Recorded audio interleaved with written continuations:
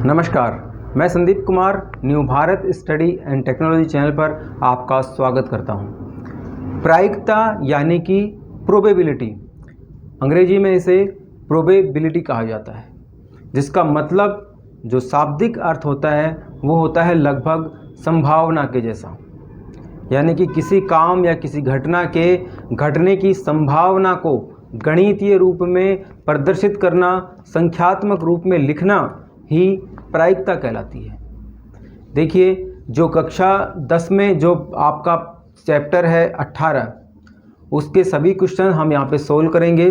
तो उन सभी क्वेश्चनों को सोल्व करने से पहले इसके जो कुछ मुख्य इम्पोर्टेंट पॉइंट्स हैं, हम उन्हें एक बार रिवाइज कर लेते हैं या उन्हें देख लेते हैं, समझ लेते हैं, ताकि हमें उन सवालों को, उन क्वेश्चनों को समझने में आसानी रहे और हम आसानी से उन सभी क्वेश्चनों को सोल्व भी कर सकें। तो आइए हम उन क्वेश्चनों को सोल्व करें। उससे पहले हम इसके जो प्रायिकता से संबंधित इम्पोर्टेंट पॉइंट्स या टॉपिक पॉइंट्स हैं, उन पॉइंट्सों को एक बार देख लेते हैं।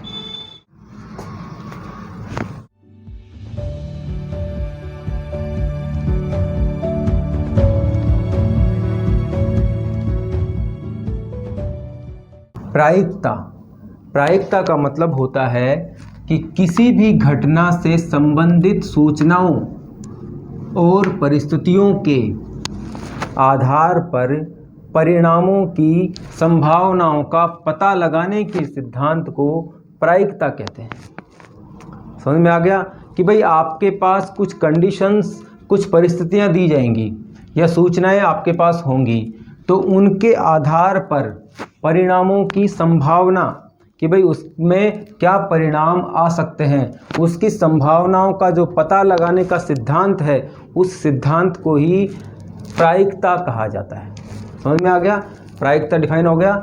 ठीक है, अब देखते हैं कि प्रायिकता से संबंधित किसी घटना ई को, यानी इवेंट, किसी घटना ई को प्रायिकता के रूप में प्रोबेबिलिटी ऑफ ई यानी कि पी ई लिखा जाता है।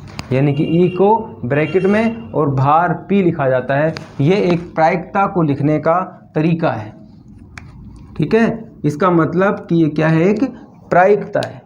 ठीक है, प्रायिकता निकालते कैसे हैं? प्रायिकता निकालने के लिए देखिए एक फॉर्मूला, एक सूत्र होता है कि आपको किसी घटना के अनुकूल परिणाम, यानी कि उससे संबंधित जो उसके अनुकूल परिणाम हैं, उन परिणामों में उसके कुल परिणामों का, उस घटना के कुल परिणामों का भाग देना है।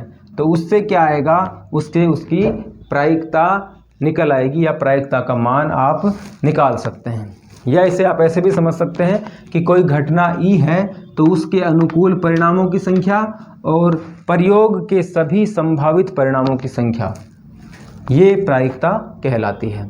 प्रायिकता में देखिए दो मुख्य चीज़ें हैं कि एक निश्चित घटना की प्रायिकता एक होती है। यदि कोई काम निश्चित ही 100% होगा तो उसकी प्रायिकता का मान 1 होगा। कितना होगा? 1 होगा। यदि आपसे कहा जाए कि भाई कोई घटना है और उसके घटने की संभावना 100% है कि वो घटेगी ही घटेगी, तो उसकी प्रायिकता का मान बताइए, तो उसकी प्रायिकता का मान कितना होगा? 1 होगा। दूसरा देखिए कि एक असंभव घटना की प्रायिकता 0 होती है। यदि कोई किसी घटना के घटने की संभावना बिल्कुल नहीं हो, बिल्कुल अगर वो घटना नहीं घटेगी, तो उस घटना की जो प्रायिकता कहेंगे, तो उस घटना की प्रायिकता होगी 0। उस घटना की प्रायिकता क्या होगी? 0। यदि किसी घटना के घटने की संभावना बिल्कुल नहीं है, यानी कि वो घटना होगी नहीं, असंभव है, तो उसकी प्रायिकता पूछी जाए तो उसकी प्रायिकता का मान होगा 0। तो आप देख सकते हैं कि किसी भी प्रायिकता का जो मान होता है, मान लीजिए कि ये प्रोबेबिलिटी ऑफ ई, ये कोई प्रायिकता है, तो उसका जो मान होता है या प्रायिकता जो होती है उसका मान 0 से लेके और 1 के बीच ही होता है। 0 से लेके 1 के बीच ही होता है। या तो 0 के बराबर होगा, या फिर 0 से बड़ा होगा, या फिर देखिए 1 से छोटा होगा, या फिर 1 के बराबर होगा। प्रायिकता का मान कभी भी 1 से ज़्यादा नहीं हो सकता और ना ही वो प्रायिकता का मान कभी भी 0 से छोटा हो सकता है। यदि देखिए, यदि आपको कहा जाए कि भाई किसी घटना की प्रायिकता का मान 5/2 और 3/2 और 1/2 है, तो बताइए कि इनमें से कौन सी प्रायिकता संभव है, इनमें से कौन सी प्रायिकता का मान संभव है। तो आप देखेंगे कि यहाँ पे इसका जो मान आएगा वो 2.5 आएगा। यहाँ पे जब आप उसका मान देखेंगे तो 1.5 आएगा और इसका जब मान देखेंगे तो 0.5 आएगा। तो आप देखेंगे कि प्रायिकता का मान हमेशा 0 से 1 के बीच होता है। तो ये जो दोनों होंगे ये किसी प्रायिकता के मान नहीं हो सकते। 1/2 है वो ही किसी प्रायिकता का मान हो सकता है, किसी घटना की प्रायिकता का मान हो सकता है। समझ में आ गया कि प्रायिकता के जो निश्चित घटना होगी उसकी प्रायिकता का मान 1 होता है और यदि असंभव घटना होगी तो उसकी प्रायिकता का मान 0 होता है। बाकी प्रायिकता का मान 0 और 1 के बीच में ही रहता है या 1 या 0 के बराबर होता है। ठीक है। अब देखिए इसमें एक और इम्पोर्टेंट पॉइंट है, यदि किसी घटना के घटने की प्रायिकता PE है, यानी कि किसी घटना की घटने की प्रायिकता PE है, तो उसके नहीं घटने की जो प्रायिकता होगी उसे PE और इसके जो ऊपर बार या साइन कहें नोट, यानी कि उसकी प्रायिकता नहीं घटने की जो प्रायिकता होगी उसे इसे इस प्रकार लिखा जाता है, यानी प्रायिकता को लिखा जाता है PE से, किसी घटना की घटने की प्रायिकता को PE से लिखा जाता है और किसी घटना के नहीं घटने की प्रायिकता को इस प्रकार लिखा जाता है। ठीक है।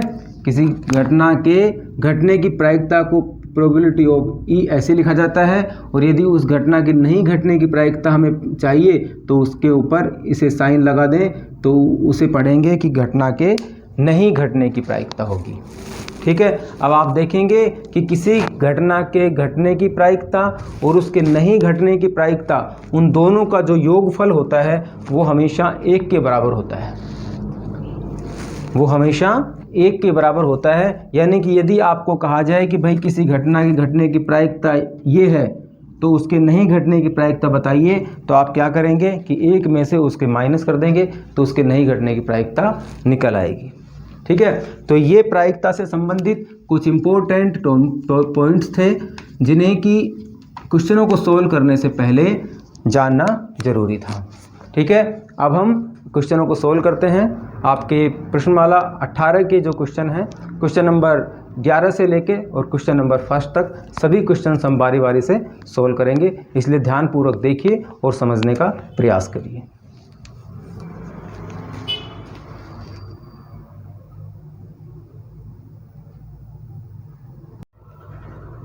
आपका जो चैप्टर 18 है यानी कि प्रश्नमाला 18 का क्वेश्चन नंबर देखिए। क्वेश्चन कहा गया है कि 52 पत्तों की एक अच्छी प्रकार से फेंटी गई एक गड्डी में से एक पत्ता निकाला जाता है। निम्नलिखित को प्राप्त करने की प्रायिकता ज्ञात कीजिए। क्वेश्चन में कहा गया है कि एक ताश की एक गड्डी है जिसको अच्छी तरीके से फेंटा गया है। ठीक है। तो उसके बाद उसमें से एक पत्ता निकाला गया है, तो हमें निम्नलिखित की प्रायिकता ज्ञात करनी है। लाल रंग का गुलाम हो उसकी प्रायिकता कितनी होगी, लाल रंग का पत्ता हो उसकी प्रायिकता का मान कितना होगा, पान का इक्का हो इसकी प्रायिकता क्या होगी, ईंट की बेगम हो इसकी प्रायिकता क्या होगी, या उस पत्ते के हुक्म का पत्ता हो इसकी प्रायिकता क्या होगी। देखिए हम सोल्व करते हैं। देखिए मैंने आपको बताया कि प्रायिकता यानी कि प्रोबेबिलिटी, प्रायिकता जिसे प्रोबेबिलिटी ऑफ E लिखा जा सकता है, यानी कि किसी घटना के घटने की संभावना, प्रोबेबिलिटी ऑफ इवेंट। तो प्रायिकता का मतलब क्या होता है, या प्रायिकता निकालने का जो आपको सूत्र बताया गया वो क्या है कि अनुकूल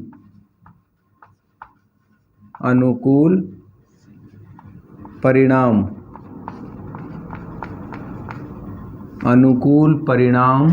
बटे कुल परिणाम। प्रायिकता निकालने का फॉर्मूला यही होता है कि जब भी हमें प्रायिकता निकालनी होगी किसी भी चीज़ की, तो आप वहाँ देखेंगे कि अनुकूल परिणाम कितने हैं और कुल परिणाम कितने हैं, इससे हम प्रायिकता निकालते हैं। देखिए अब यहाँ पे दिया गया है लाल रंग का गुलाम, तो सबसे पहले तो हम क्या लिखेंगे, क्योंकि ताश की गड्डी में एक ताश की गड्डी में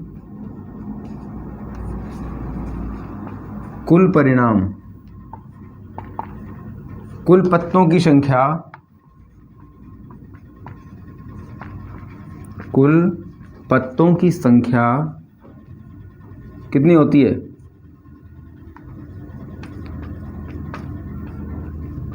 होती है 52।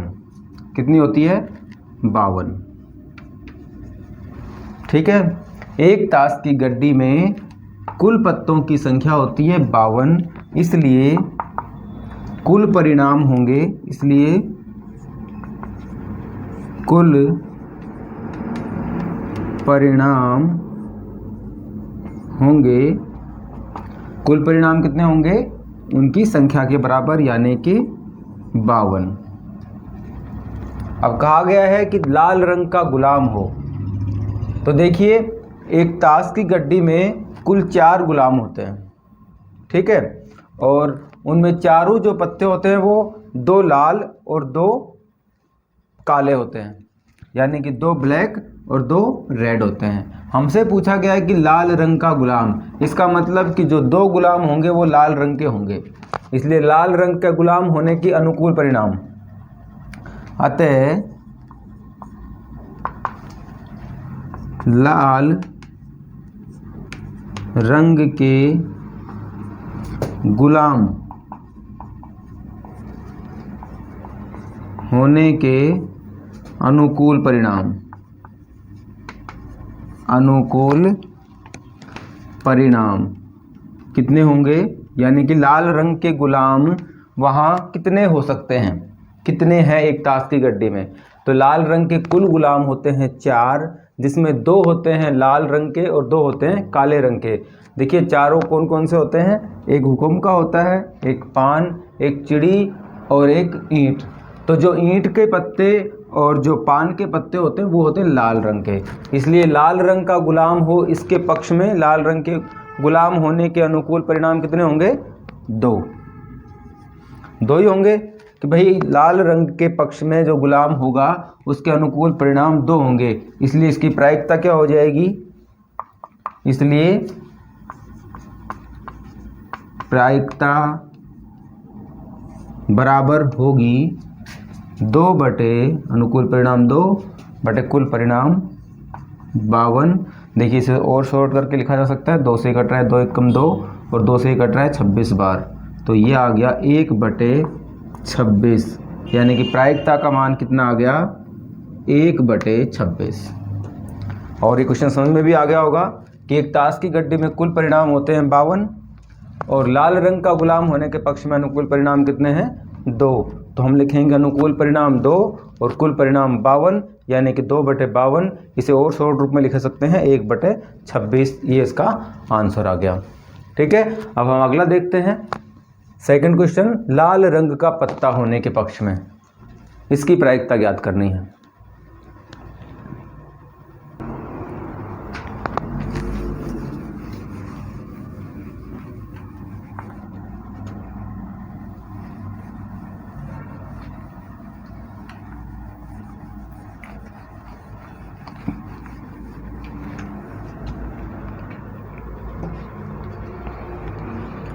देखिए सेकंड, देखिए कहा गया है,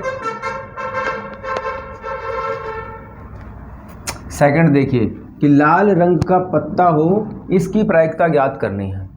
तो हम क्या लिखेंगे, क्योंकि एक ताश की गड्डी में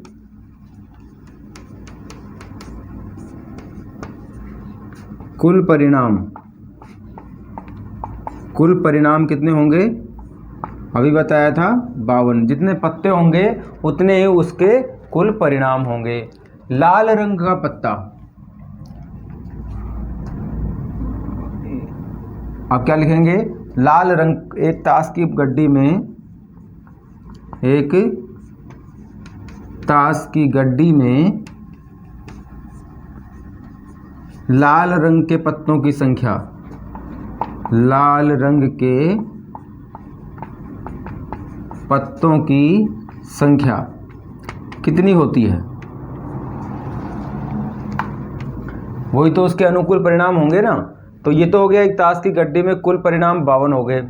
तो एक ताश की गड्डी में लाल रंग के पत्तों की संख्या, और लाल रंग के पत्तों की संख्या कितनी होती है?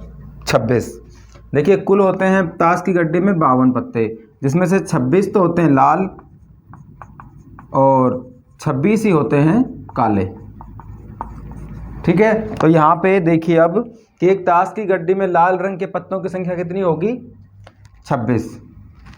तो ये हो गया 26 इसके लाल रंग के पत्तों की संख्या। इसलिए अनुकूल परिणाम, इसलिए अनुकूल परिणाम जो होंगे वो कितने होंगे? लाल रंग के पत्ते होने के पक्ष में 26 होंगे। तो इसलिए इसकी प्रायिकता कितनी आ जाएगी?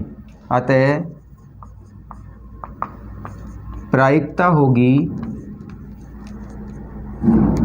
बराबर होगी, कुल परिणाम तो है 52 और अनुकूल परिणाम 26, यानी कि 26/52। और देखिए और शॉर्ट रूप में लिखा जा सकता है 26 एकम 26 और 26 दूने 52, यानी कि 1/2 इसकी प्रायिकता का मान होगा।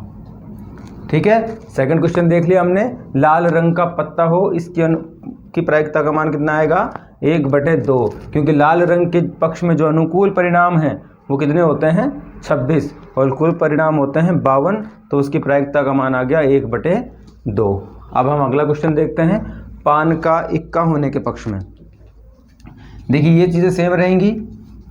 उसके बाद अब देखिए पान का इक्का होने के पक्ष में, तो पहले देखिए कि एक ताश की गड्डी में कितने इक्के होते हैं। एक ताश की गड्डी में 4 इक्के होते हैं, और चारों किस किस के होते हैं? एक हुकुम का इक्का होता है, एक पान का इक्का होता है, एक चिड़ी का इक्का होता है और एक ईंट का इक्का होता है।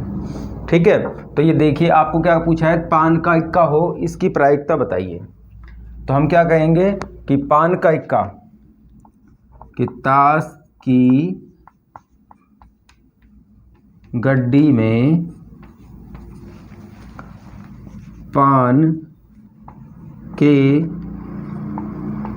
इक्के की संख्या कितनी होगी? ताश की गड्डी में पान के इक्के की संख्या कितनी होगी? 1, यानी 1 ही होगा। तो अनुकूल परिणाम कितने हो गए?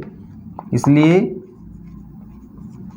अनुकूल परिणाम जो होंगे वो होंगे 1। अनुकूल परिणाम कितना होगा? 1। प्रायिकता, इसलिए प्रायिकता कितनी होगी? अतः प्रायिकता का मान होगा बराबर अनुकूल परिणाम 1 कुल परिणाम 52, यही इसके प्रायिकता का मान होगा 1/52। ये तीसरा हो गया। अब देखते हैं हम चौथा, ईंट की बेगम। तो देखिए आपको पता है कि एक ताश की गड्डी में ईंट के पत्ते होते हैं 13 ही ईंट के पत्ते होते हैं, 13 ही हुकुम के पत्ते होते हैं, और 13 ही पान और 13 ही चिड़ी के पत्ते होते हैं। कुल 52 पत्ते होते हैं। अब यहाँ कह रहा है कि ईंट की बेगम, कुल एक गड्डी में 4 बेगम होती है, और चारों अलग अलग, एक हुकुम की बेगम होगी, एक चिड़ी की बेगम होगी, एक ईंट की बेगम होगी और एक पान की बेगम होगी। तो यहाँ कह रहा है कि ईंट की बेगम, इसकी प्रायिकता बताइए। तो हम क्या करेंगे कि प्रायिकता बराबर होता है अनुकूल परिणाम बटे कुल परिणाम। तो एक ताश की गड्डी में कुल परिणाम 52 होते हैं। ईंट की बेगम, क्योंकि ताश की गड्डी में ईंट की बेगम की संख्या, ईंट की बेगम की संख्या कितनी होती है? 1। ईंट की बेगम की संख्या 1 होती है, अतः अनुकूल परिणाम, इसलिए अनुकूल परिणाम क्या होगा? 1। अनुकूल परिणाम क्या होगा? 1। अतः प्रायिकता बराबर क्या हो जाएगी? अतः प्रायिकता का मान कितना हो जाएगा? अनुकूल परिणाम 1 बटे कुल परिणाम 52, यानी कि 52 ताशों में से हमने एक पत्ता निकाला तो सिर्फ उसकी संभावना 1 बटे 52 के बराबर ही होगी। यही इसकी प्रायिकता कहलाती है। ठीक है, क्वेश्चन नंबर 4 हो गया। अब नेक्स्ट देखते हैं, हुक्म का पत्ता। तो देखिए, हम जानते हैं कि एक ताश की गड्डी में 13 हुक्म के पत्ते होते हैं, 13 ही पान, चिड़ी और ईंट के 13 पत्ते होते हैं। तो हमसे पूछा गया है कि हुक्म का पत्ता हो, इसकी प्रायिकता ज्ञात करिए। तो हमें पता है कि एक ताश की गड्डी में कुल परिणाम 52 होते हैं और हुक्म का पत्ता, इसके लिए लिखेंगे हम कि चूँकि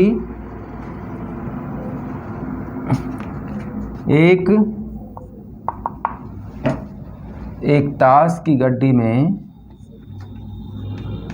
एक ताश की गड्डी में हुक्म के पत्तों की संख्या, हुक्म के पत्तों की संख्या होती है, कितनी होती है? 13। देखिए, मैंने आपको बताया कि हुक्म, पान, चिड़ी और ईंट, इन सभी के 13 पत्ते एक ताश की गड्डी में होते हैं। 13 पत्ते एक ताश की गड्डी में होते हैं। तो अब देखिए कि एक ताश की गड्डी में हुक्म के पत्तों की संख्या होती है 13 और एक ताश की गड्डी में कुल परिणाम कितने हैं? 52। इसलिए हुक्म के पत्ते होने की प्रायिकता क्या होगी? अतः हुक्म के पत्ते होने की प्रायिकता बराबर होगी अनुकूल परिणाम बटे कुल परिणाम। अनुकूल परिणाम कितने हैं? 13 बटे कुल परिणाम कितने होंगे? 52। और अब देखिए कि ये 13 बटे 52 आपस में और शॉर्ट रूप में लिखा जा सकता है, यानी कि 13 से कट कैंसिल हो रहा है, 13 कम 13 और 13 चौक 52। तो इसकी जो प्रायिकता का मान आ गया वो आएगा 1 बटे 4। ये हुक्म के पत्ते के आने की संभावना यानी कि उसकी प्रायिकता का मान होगा। ठीक है, क्वेश्चन नंबर 13 बिल्कुल इजी था। अब हम क्वेश्चन नंबर 11। तो अब हम करेंगे क्वेश्चन नंबर 10। आशा करता हूं कि आपको ये क्वेश्चन काफ़ी अच्छे ढंग से समझ में आ गया होगा। अब ताश के पत्तों से संबंधित जो भी क्वेश्चन आपके सामने हो तो उसमें कुल परिणाम 52 होंगे और आप उसमें पूछा जा सकता है। देखिए, यहाँ से आपसे पूछा गया कि लाल रंग का गुलाम होने की प्रायिकता बताइए। आपसे पूछा जा सकता है काले रंग का गुलाम हो, उसकी प्रायिकता, तो वो भी सेम ही आएगा। तो ऐसे मतलब कि आप समझ गए होंगे कि इससे संबंधित सवाल किस टाइप के पूछे जाते हैं। बिल्कुल आसान क्वेश्चन था। अब हम अगला सवाल देखते हैं, क्वेश्चन नंबर 10।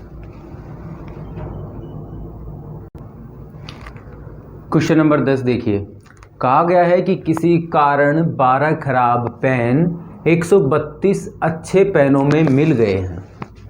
केवल देखकर यह नहीं बताया जा सकता कि कोई पेन खराब है या अच्छा है। यदि एक पेन यादृच्छा यानी कि बिना देखे, बिना कोई तरीके के रैंडमली चुना जाता है तो इसके अच्छे होने की क्या प्रायिकता है? ठीक है, यदि हमें बताया गया है कि 12 खराब पेन हैं और 132 अच्छे पेन हैं, वो आपस में मिल गए हैं। अब यदि उनमें से कोई पेन उठाया जाता है तो उस पेन के अच्छे होने की प्रायिकता हमें बतानी है। तो देखिए, हम इसे कैसे करेंगे कि हम जानते हैं कि प्रायिकता बराबर, हम जानते हैं कि प्रायिकता बराबर होती है अनुकूल परिणाम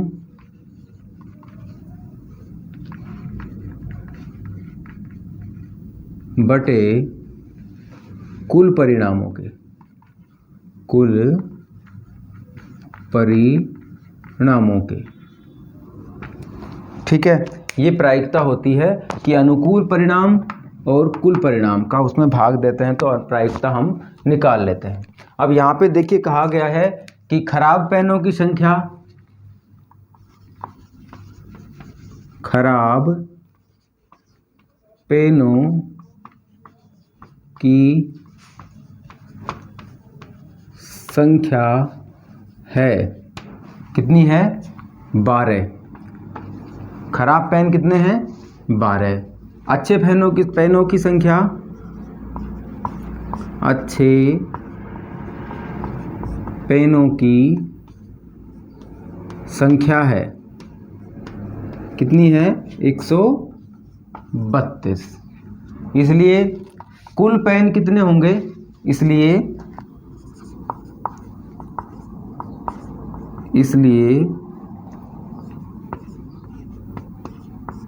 पेनों की कुल संख्या कितनी होगी? 12 प्लस 132 इक्वल टू 144। कुल पेन कितने हो गए? 144। इसलिए कुल परिणामों की संख्या कितनी हुई? अतः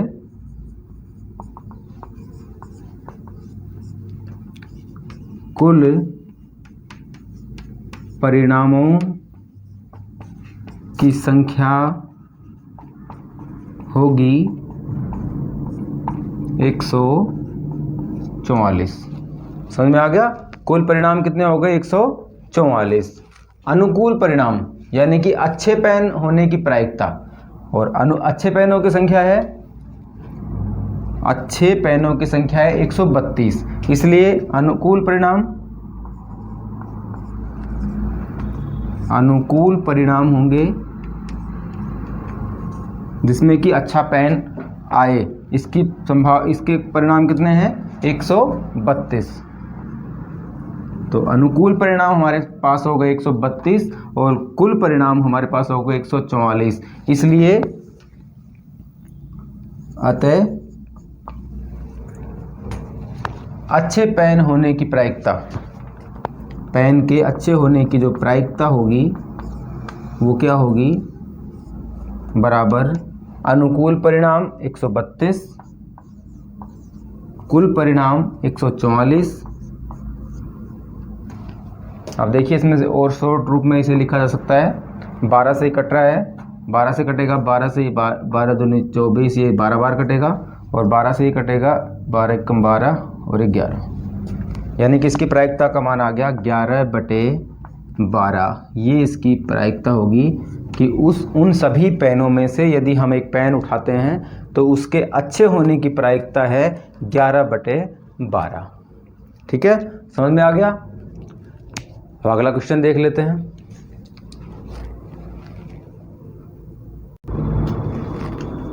क्वेश्चन नंबर 9 देखिए। क्वेश्चन नंबर 9 में कहा गया है कि एक थैले में 5 लाल और 3 सफ़ेद गेंदें हैं। इस थैले में से एक गेंद यादृच्छा निकाली जाती है, यानी कि रैंडमली, बिना कोई तरीके, बिना कोई प्रोसेस के साधारण रूप से निकाली जाती है। इसकी क्या प्रायिकता है कि गेंद सफ़ेद हो और सफ़ेद नहीं हो? ठीक है, तो देखिए हम कैसे निकालेंगे।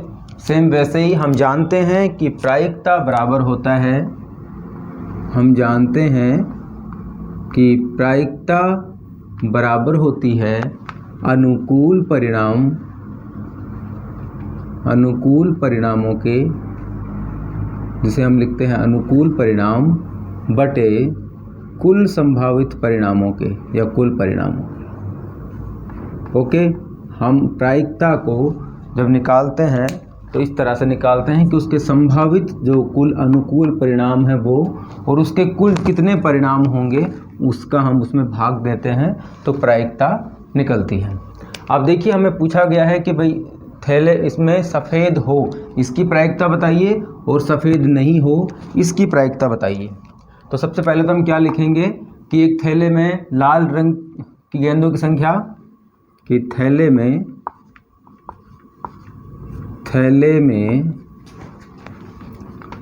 लाल रंग की गेंदों की संख्या, लाल रंग की कितनी गेंद हैं? 5, संख्या है 5। ठीक है, लाल रंग की गेंदें कितनी हैं? 5 और 3 सफ़ेद रंग की गेंदें हैं। सफ़ेद रंग की गेंदों की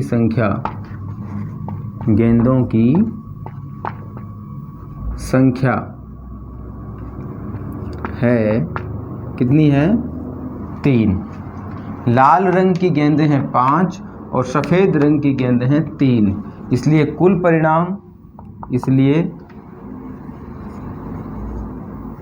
परिणाम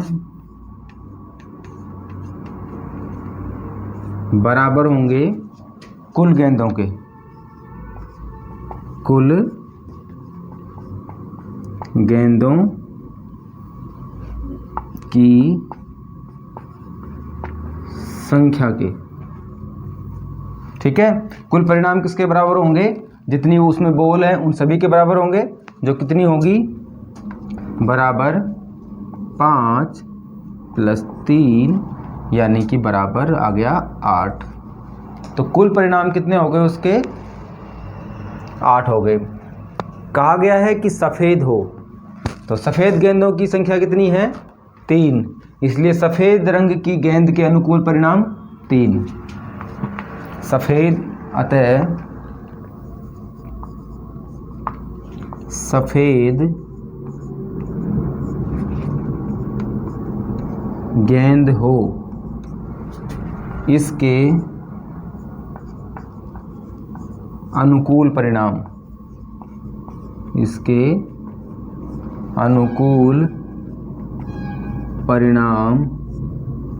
हैं। कितनी सफ़ेद गेंदें हैं? 3, तो अनुकूल परिणाम सफ़ेद गेंद आने के पक्ष में कितने हुए? 3। अतः प्रायिकता कितनी हो जाएगी? इसलिए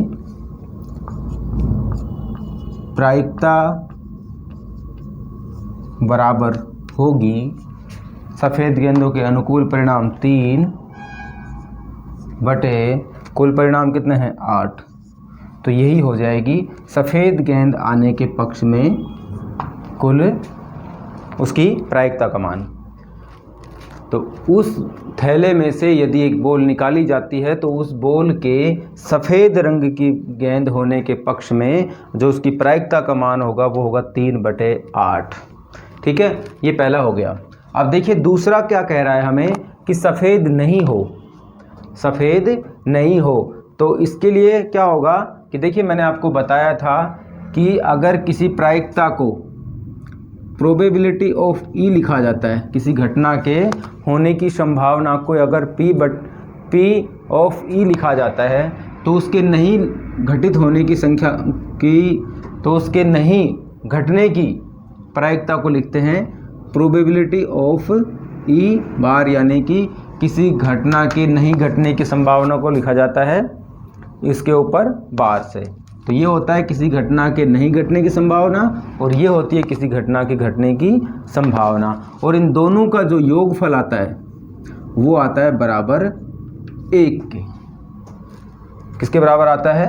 1 के। तो यदि हमें किसी घटना के घटने की संभावना पता है और हमें उसके नहीं घटने की संभावना निकालनी है तो हम इसका पक्षांतरित करेंगे, तो यानी कि 1 में से उसको घटा देंगे तो इसका मान आ जाएगा।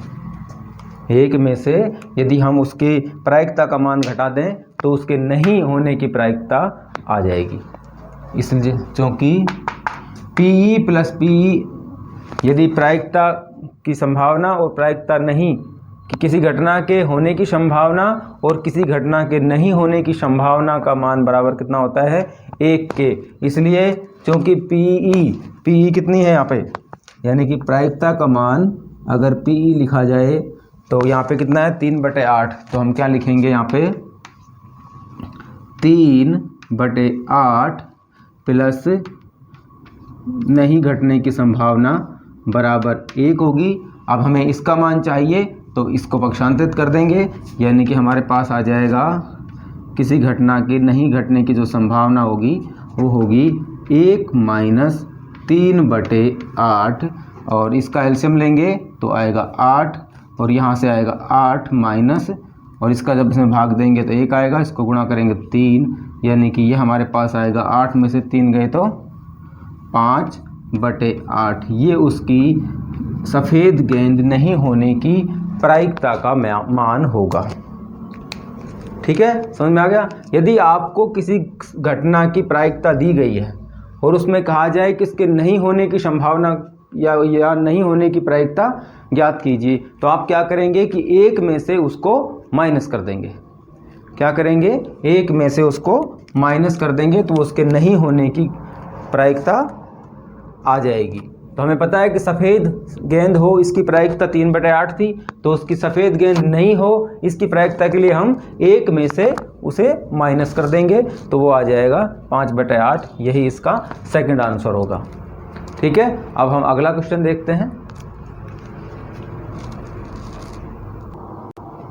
अगला क्वेश्चन देखिए, क्वेश्चन नंबर 8। कहा गया है कि एक पासे को 2 बार उछाला जाता है, तो इसकी क्या प्रायिकता है कि संख्याओं का योग 9 हो या उसकी संख्याओं का योग 13 हो, इसकी प्रायिकता निकालिए। तो देखिए, आपको पता है कि जब हम किसी एक पासे को उछालते हैं तो एक पासे को, देखिए लिख लीजिए यहाँ पे कि हल एक पासे की एक उछाल से कुल परिणाम होंगे उसके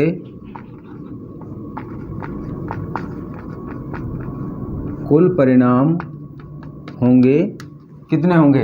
यदि एक पासे को उछाला जाए तो उसके कुल कितने परिणाम आ सकते हैं।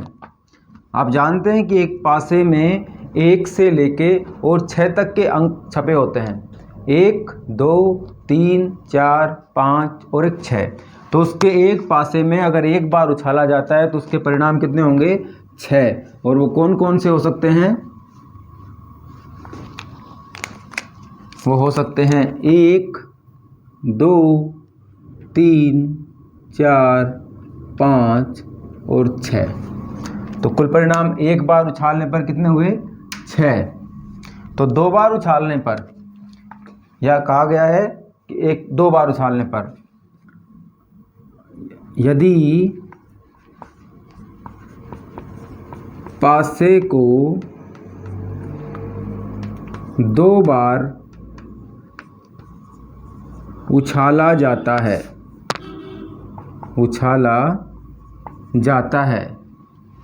तो अब कुल परिणाम कितने होंगे, तब कुल परिणाम होंगे, यदि एक पासे को 2 बार उछाला जाता है तो उसके कुल परिणाम होंगे 6 की पावर 2, यानी कि 6 गुणा 6 बराबर 36। कुल परिणाम कितने होंगे, 36। यदि एक पासे को एक बार उछाला जाता है तो उसके परिणाम होंगे 6, और यदि उस पासे को 2 बार उछाला जाता है तो उसके कुल परिणाम कितने होंगे, 6 की पावर 2। जितनी बार उछाला जाएगा उतनी उसकी घात में हम लिख देंगे और उतने ही उसके परिणाम आएंगे। अब देखिए, इसे हम थोड़ा समझ लेते हैं। जैसे कि मान लीजिए कि एक पासे को उछाला गया एक बार, तो उसमें पहली बार में 1 आ गया और दूसरी बार में हो सकता है 6 आ गया हो। इसी हिसाब से पहली बार में 1 आया, दूसरी बार में 5 भी आ सकता है। इसी तरीके से देखेंगे आप कि 1 और 4 भी आ सकता है, 1 और 3 भी आ सकता है, 1 और 2 भी आ सकता है, और 1 और 1 भी आ सकता है। ठीक है, 1 2 3 4 5 और 6। इसी तरीके से हो सकता है कि पहली बार पासे पे 2 अंक आया हो, दूसरे बार में 6 आ गया हो। इसका मतलब इसी तरीके से 2 3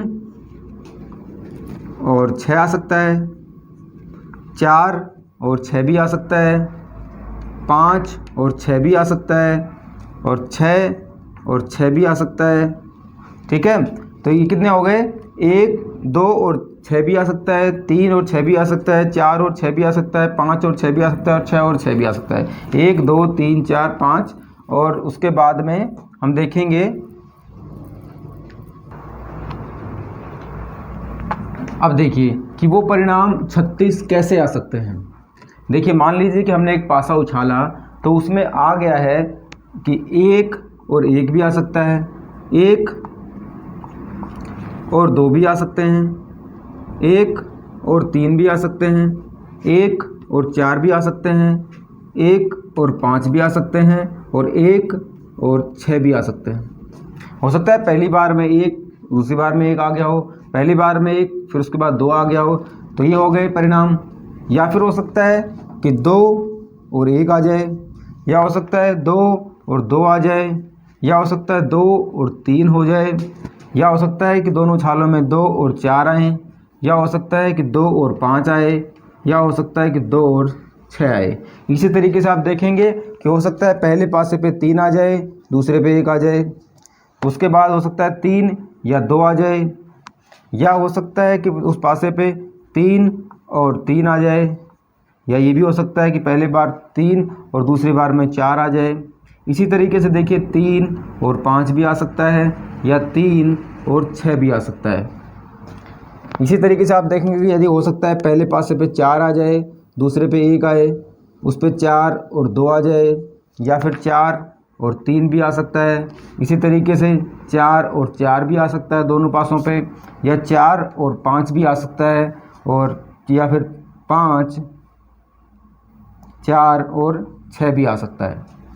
ठीक है, इसी तरीके से हो सकता है कि 5 पहले पासे पे आ जाए, दूसरे पासे पे 1 आ जाए, या हो सकता है कि पहले पासे पे 5 और दूसरे पे 2 आ जाए, या हो सकता है कि 5 और 3 आ जाए, या हो सकता है 5 और 4 आ जाए, या हो सकता है 5 और 5 भी आ जाए, या हो सकता है 5 और 6 भी आ जाए।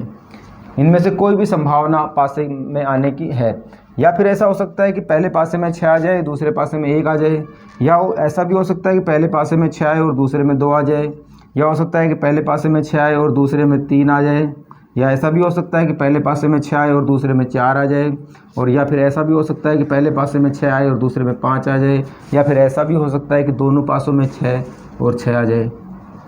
इसके अलावा कोई भी संभावना नहीं है, उन पासों के उछालने पर कोई भी 2 अंक यही आ सकते हैं। ठीक है, तो कुल परिणाम जब आप देखेंगे तो 1 2 3 4 5 6, 6 दूनी 12, 6 3 18, 6 चौका 24, 6 पंजे 30 और 6 छंगे 36। यानी कि हमारे पास 2 पासों को उछालने पर जो अधिकतम परिणाम बनते हैं वो बनते हैं 36। कुल परिणाम कितने हुए? कुल परिणाम जो होंगे वो होंगे 36। ठीक है, अब देखिए, अब आपको यदि क्वेश्चन में डायरेक्टली पूछा जाए कि भाई ये एक पासे को 3 बार उछाला जाता है तो उसके कुल परिणाम कितने होंगे, तो आप ऐसे तो करेंगे नहीं, तो आप क्या कर सकते हैं, 1 या 2 में तो आप कर सकते हैं, लेकिन 3 के लिए और ज़्यादा संख्या बड़ी हो जाएगी। यदि पासे को 4 बार उछाला जाए तो आप क्या करेंगे, कुल परिणाम कितने होते हैं 6, और उसमें 4 बार उछाला जाता है, इसका मतलब कि 6 की पावर 4 यानी 6 गुणा 6 गुणा 6 गुणा 6 करेंगे। ठीक है, तो इस तरह से इसके जो कुल परिणाम आएंगे 6 6 36, 36 को 6 से गुणा करेंगे और 36 को 6 से गुणा करेंगे तो आएगा,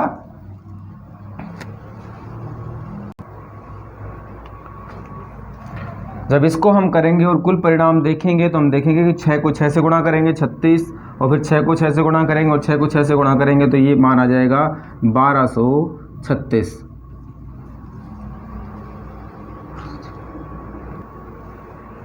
अब यदि किसी क्वेश्चन में आपसे कह दिया जाए कि भाई एक पासे को 3 बार उछाला जाता है तो उसके कुल परिणाम कितने होंगे, तो उसके कुल परिणाम कितने होंगे 6 की पावर 3 यानी कि 6 गुणा 6 गुणा 6। तो 6 को 6 से गुणा करेंगे 36, और 36 को जब 6 से गुणा करेंगे तो वो आएगा 200।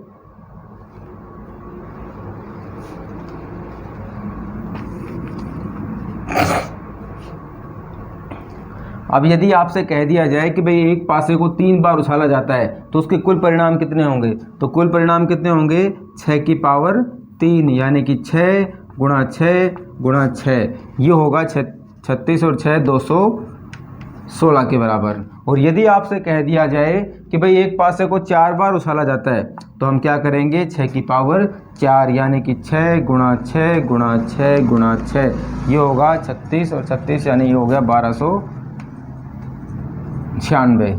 ठीक है, तो हम अब ऐसे तो जोड़े बनाएंगे नहीं, तो हम सीधे सीधे निकाल लेंगे कि कुल परिणाम कितने हुए। यदि पासे को 4 बार उछाला जाता है तो कुल परिणाम 1296 हो जाएंगे, 3 बार उछाला जाता है तो उसकी 216 हो जाएंगे। यदि कहा जाए कि भाई एक सिक्के को 2 बार उछाला जाता है तो एक सिक्के को 2 बार उछाला जाता है, उसमें कुल परिणाम 2 होते हैं, यानी कि 2 की पावर 2, यानी कि उसके कुल परिणाम कितने हो जाएंगे 4। यदि एक सिक्के को 3 बार उछाला जाता है तो एक सिक्के में कुल परिणाम कितने होते हैं 2 तृतीया पट, तो यदि 3 बार उछाला जाता है तो 2 की पावर 3, यानी कि 2 गुणा 2 गुणा 2, और ये होगा 8 के बराबर। ठीक है, तो हम कुल परिणाम ऐसे निकाल लेंगे कि उसकी घात में जितनी बार वो उछाला जाता है उसकी घात में लगा देंगे और फिर देख लेंगे कि उसके कुल परिणाम कितने हैं। तो यहाँ पे हमने निकाला कि भाई उसके जो कुल परिणाम होंगे एक पासे को 2 बार उछालने पर वो कुल परिणाम होंगे 36। अब देखिए क्वेश्चन में क्या पूछ रहा है हमसे।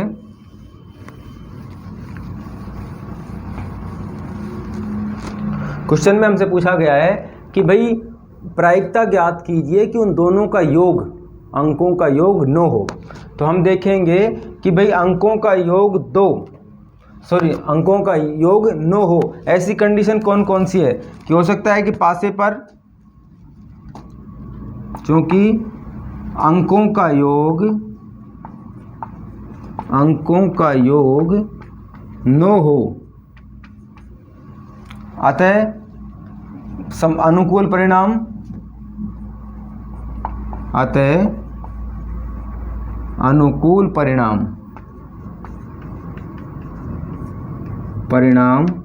होंगे।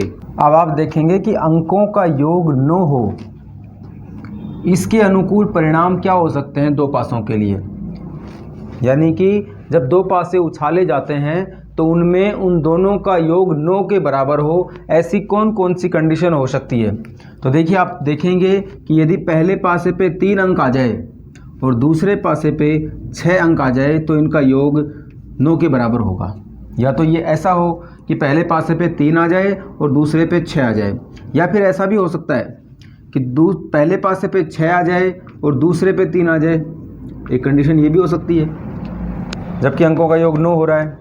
इसके अलावा भी देखिए कि अंकों का योग 9 हो सकता है क्या।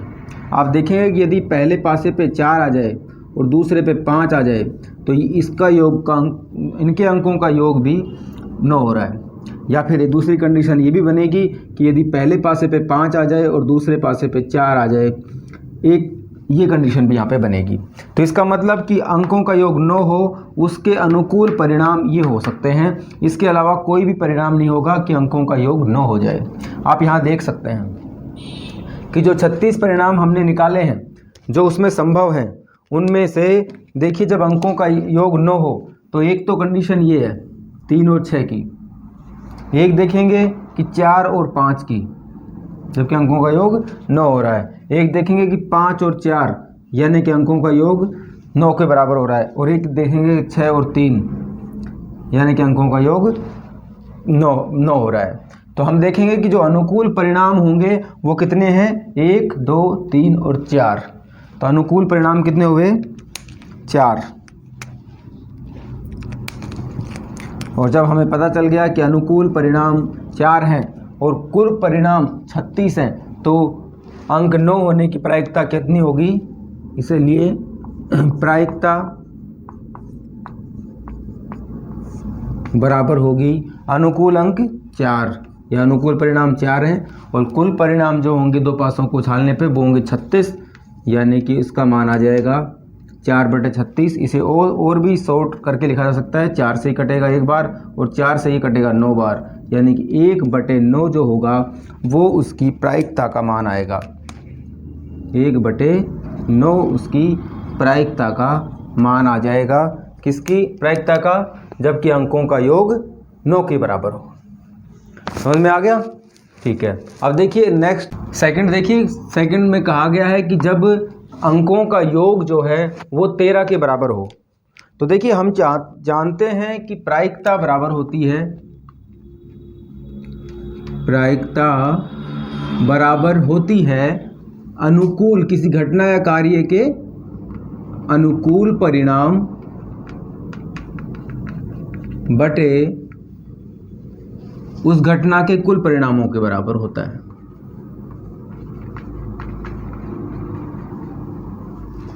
प्रायिकता होती है किसी घटना या कार्य के अनुकूल परिणाम बटे उसके कुल संभावित परिणाम। ठीक है। अब यहाँ पे दिया गया है कि जब दो पासों को उछाला जाता है तो उन पासों के का योग 13 के बराबर आना चाहिए। तो आप देखेंगे कि क्या ऐसा पॉसिबल है कि दो पासे उछाले जाते हैं तो अंकों का योग 13 हो सकता है? नहीं हो सकता। देखिए आप देखेंगे कि एक पासे में मैक्सिमम 6 अंक होता है, तो यदि पहली बार भी 6 आए और दूसरी बार भी 6 आए तो अंकों का योग सिर्फ 12 हो सकता है, जबकि 13 तो किसी भी हाल में नहीं हो सकता। तो इसका मतलब कि जो अनुकूल परिणाम होगा 13 के योग के लिए वो कितना होगा? 0 होगा। इसका मतलब कि जो अनुकूल परिणाम होगा 13 के लिए, योग 13 के लिए, वो कितना होगा? इससे आप लिख सकते हैं कि योग 13 आए इसके अनुकूल परिणाम बराबर हैं 0। ठीक है। योग 13 के आए इसके अनुकूल परिणाम 0 है, इसलिए प्रायिकता का मान कितना हो जाएगा? 0 बटे, और कुल परिणाम कितने हैं? 36। 0/36 यानी कि 0 या 0। ठीक है। तो समझ में आ गया कि भाई 13 आने की प्रायिकता की संभावना 0 है, यानी कि असंभव है, और असंभव घटना की प्रायिकता का मान आपको पता है कि 0 होता है। ठीक है। तो ये समझ में आ गया। अब हम अगला क्वेश्चन देख लेते हैं।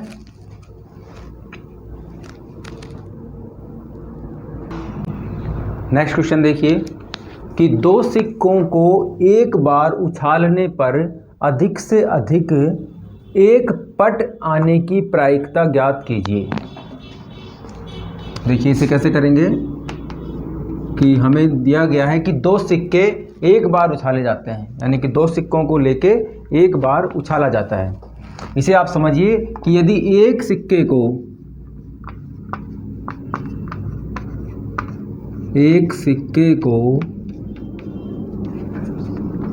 एक बार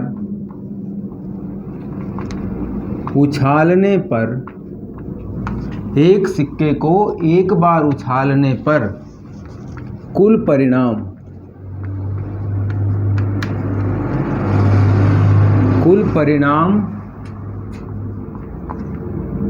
होते हैं 2। ठीक है। एक सिक्के को अगर एक बार उछाला जाता है तो उसके परिणाम 2 हो सकते हैं, या तो हेड आएगा या टेल आएगा। ठीक है। अब कहा गया है कि दो सिक्कों को उछाला जाता है, तो इसे कैसे निकाला जाता है कि देखिए एक सिक्कों को एक बार उछाला जाता है तो कुल परिणाम 2 हुए। अब दो सिक्कों को एक बार उछाला जाता है, दो सिक्कों को एक बार उछालने पर कुल परिणाम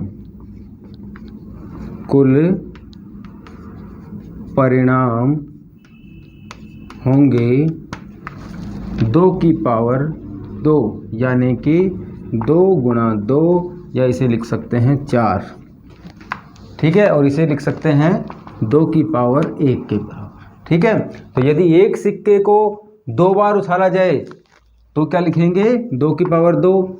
और यदि 2 सिक्के को एक बार उछाला जाता है, इसका मतलब कितनी बार उछाला जा रहा है? 2 बार, तो उसके कुल परिणाम कितने होंगे? 4। ठीक है। यदि आपको कहा जाए कि भाई 3 सिक्कों को एक बार उछाला जाता है तो क्या करेंगे, 2 गुणा 2 गुणा 2, ठीक है। तो आप समझे इस बात को कि 2 सिक्कों को एक बार उछालने पर कुल परिणाम होंगे 2 की पावर 2, ठीक है, क्योंकि 2 तो उसके हेड और चित जो उसके 2 परिणाम होते हैं और 2 उछाला जा रहा है, इसका मतलब कि उसका स्क्वायर करेंगे तो उसके कुल परिणाम आएंगे 4। अब देखिए आपसे क्या पूछा गया है कि अधिक से अधिक एक पट, तो देखिए आप इसे भी समझ लीजिए कि जो सिक्के में जो पट होता है, पट को मतलब होता है टेल, ठीक है, और चित का मतलब होता है हेड, ठीक है। तो अब देखिए आप कि यदि आपको कहा जा रहा है क्वेश्चन में कि अधिक से अधिक एक पट आए यानी कि टेल आए, तो कुल परिणाम कितने हो गए, 4 कैसे कि हो सकता है कि 2 सिक्के उछाले गए हैं तो एक सिक्के पर हेड आ गया और दूसरे पे भी हेड आ जाए, या ऐसा हो सकता है कि पहले सिक्के पे हेड आ जाए और दूसरे वाले सिक्के पे टेल आ जाए, या ये कंडीशन भी बन सकती है कि भाई पहले वाले पे भी टेल आया और दूसरे वाले पे भी टेल आ जाए, या एक कंडीशन ये भी बन सकती है कि पहले वाले पे टेल आ जाए और दूसरे वाले पे हेड आ जाए। 1, 2, 3 और 4 इनके अलावा और कोई कंडीशन नहीं बन सकती, या तो दोनों पे हेड आ जाएगा या दोनों पे टेल आ जाएगा, या हो सकता है एक पे हेड और दूसरे पे टेल, पहले वाले पे हेड दूसरे वाले पे टेल, या फिर उनमें से किसी एक पे टेल और उस पे हेड आ सकता है। तो ये 4 कंडीशन आपकी बन गई यहाँ पे।